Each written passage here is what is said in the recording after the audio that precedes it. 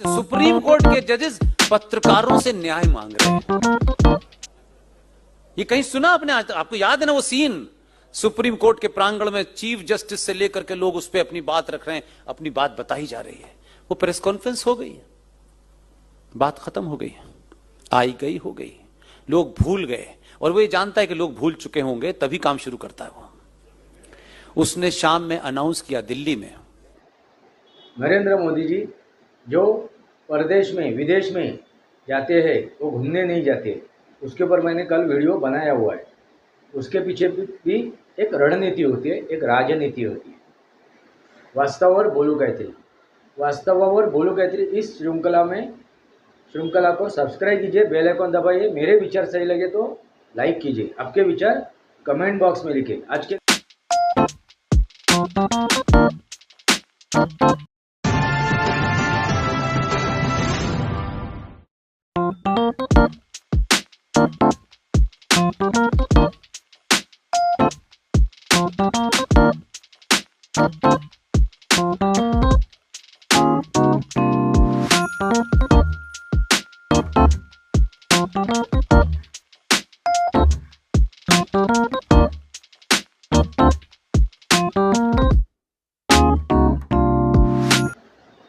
नमस्कार दोस्तों, वास्तव और बोलू गायत्री इस श्रृंखला में फिर एक बार आपका स्वागत है। मैं आपका दोस्त राजेश वासंती साबाजी किर्लोस्कर। दोस्तों, आज कुछ रहस्य भेद आपके सामने खोलने जा रहा हूँ। मैं नहीं खोलने जा रहा हूँ, किसी के मार्फत खोलने जा रहा हूँ, और कौन खोलेगा वो आपको दिखाई देगा। दोस्तों, ये रहस्य है, वो रहस्य किसके बारे में है? वो है नरेंद्र मोदी के बारे में।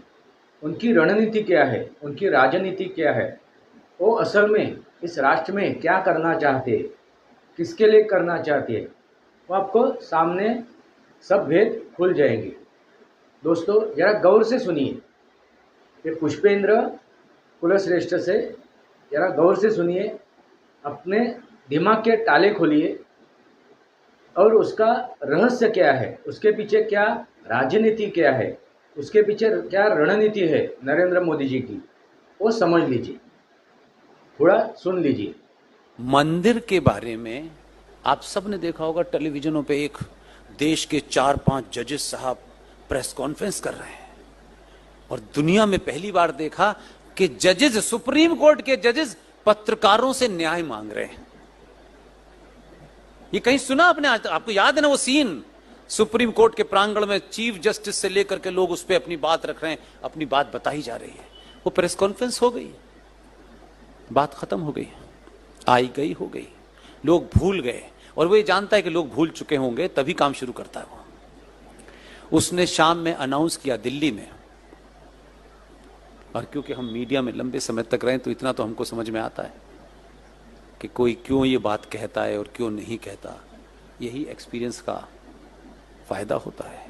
अनाउंसमेंट हुआ कि भारत के प्रधानमंत्री सुप्रीम कोर्ट का दौरा करना चाहते हैं। अब ये अनाउंसमेंट हुआ तो सैनिटाइज कर दी गई, एसपीजी लग गई, सब झाड़ी वाड़ी, यहां तो कबूतर सब ढूंढा जा रहा है कि कोई कबूतर ना आ जाए, कोई बिल्ली ना आ जाए। अब आप ये तो मानेंगे कि जिस इंस्टीट्यूशन को वो देखने जा रहा है, उस इंस्टीट्यूशन का टॉप वही घुमाएगा, कोई किलर तो घुमाएगा नहीं, घुमाएगा। और ये भी समझ में नहीं आया कि जब 15 साल गुजरात में था तब तो अदालतों के इतने चक्कर काटे, फिर क्या अदालत में देखना क्या चाहता है? इसे क्या देखना है? कोई सौंदर्यीकरण देखना है, कोई फूल पत्ती ढूंढनी है? तो वो जो छोटे वाले थे ना, छोटे से साइज के चीफ जस्टिस, उनको भी लगा कि आज पूरा घुमा ही दूंगा मैं इसको, इधर जा इधर जा इधर जा इधर जा। पूरा देश देख रहा है कि वो चीफ। और वो क्या कहते हैं, बताइए जज साहिबान कहां बैठ के फैसला देते हैं? यहां बैठ के देते हैं। यहां कैसा है, ये कैसा है? जब सब कुछ हो गया, उसके कदम तेज तेज थे और वो छोटे थे कदम, उनके कदम छोटे छोटे थे, हो गए, तो उनसे बोले, एक पर्चा निकाला, ये देखा है आपने? बस नमस्कार, पूरा हो गया। और जज साहब बाहर आए, जज साहब बोले, राम मंदिर पे फैसला 40 दिन में दूंगा। कुछ लोगों को समझ नहीं आया कि ये कौन सा इंजेक्शन लगा है।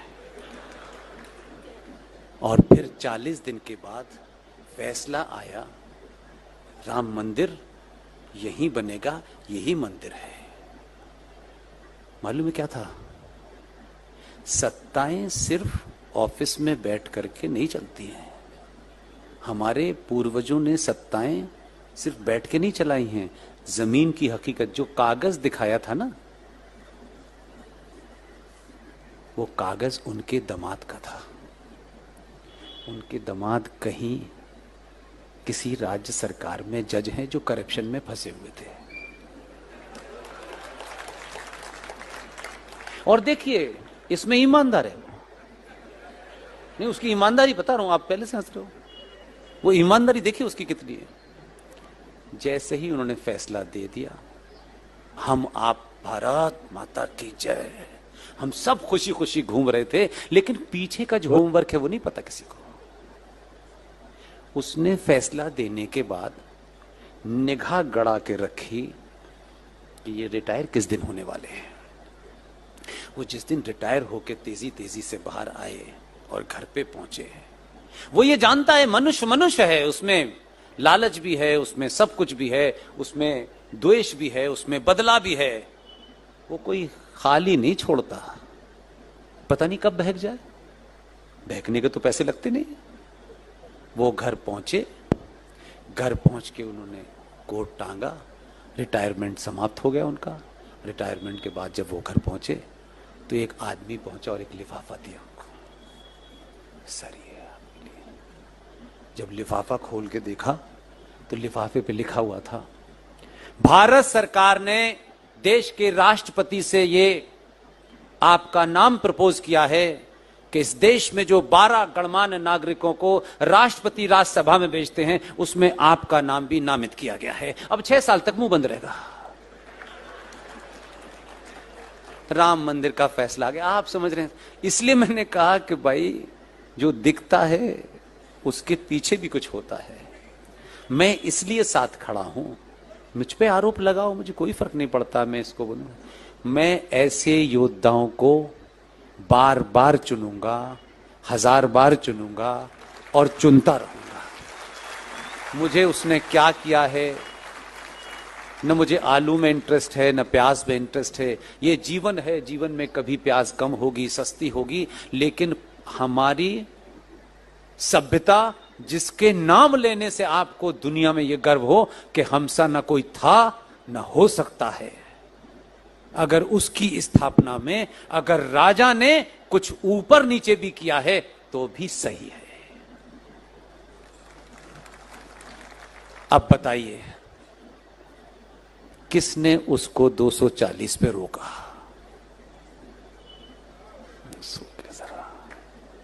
आपको सब कुछ चाहिए, लेकिन 5 साल में बिना पैसे के, कोई इन्वेस्टमेंट के, 5 साल में आप 1 मिनट 30 सेकंड के लिए सनातनी नहीं हुए। यह शर्म की बात है।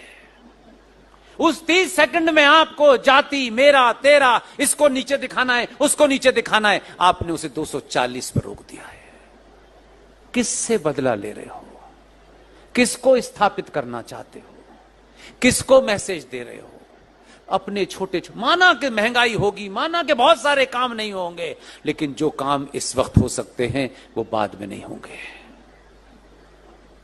1 मिनट की, 10 सेकंड की गलती में उस वक्त ही आपको दुनिया के सारे फैसले करने थे। सबक सिखाना है, फलाना है, ढिमाका है। मैं फिर कह रहा हूं, शांति बनाए रखिए। 272 जिस दिन हो जाएंगे, उस दिन वक्फ बोर्ड 24 घंटे में हट जाएगा।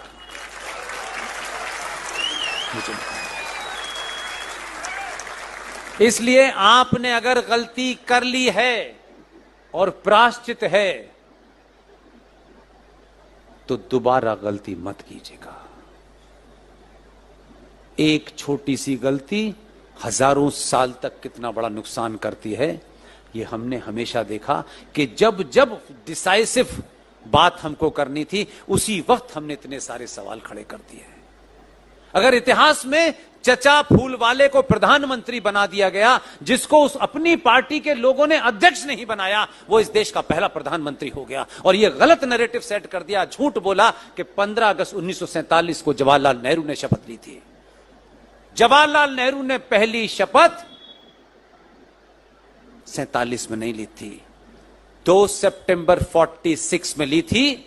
लॉर्ड वॉविल ने उन्हें शपथ दिलाई थी। यह सच्चाई नहीं जानना चाहते आप।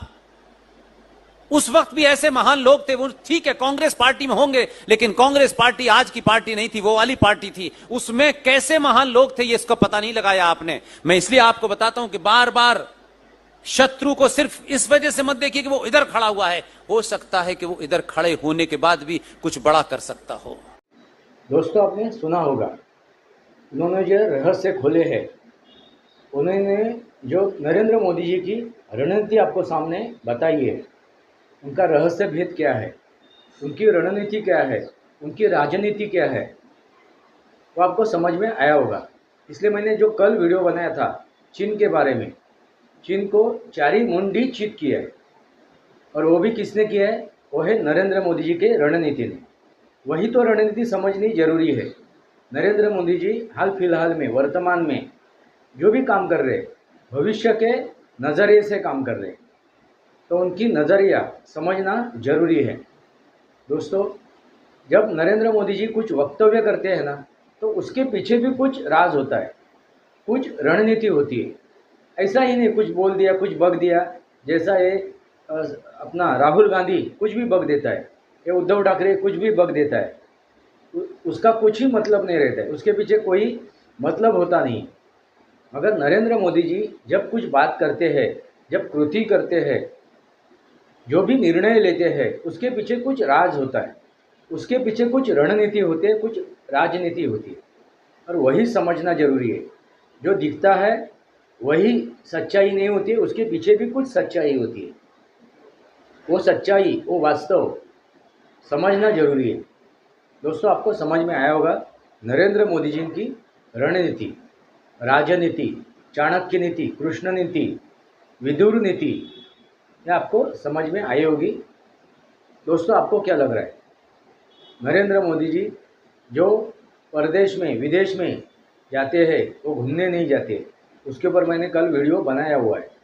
उसके पीछे भी एक रणनीति होती है, एक राजनीति होती है। वास्तवावर बोलू गायत्री, वास्तवावर बोलू गायत्री इस श्रृंखला को सब्सक्राइब कीजिए, बेल आइकन दबाइए। मेरे विचार सही लगे तो लाइक कीजिए, आपके विचार कमेंट बॉक्स में लिखिए। आज के लिए इतना ही। भारत माता की जय, वंदे मातरम। जय भारत, जय महाराष्ट्र, जय सनातन।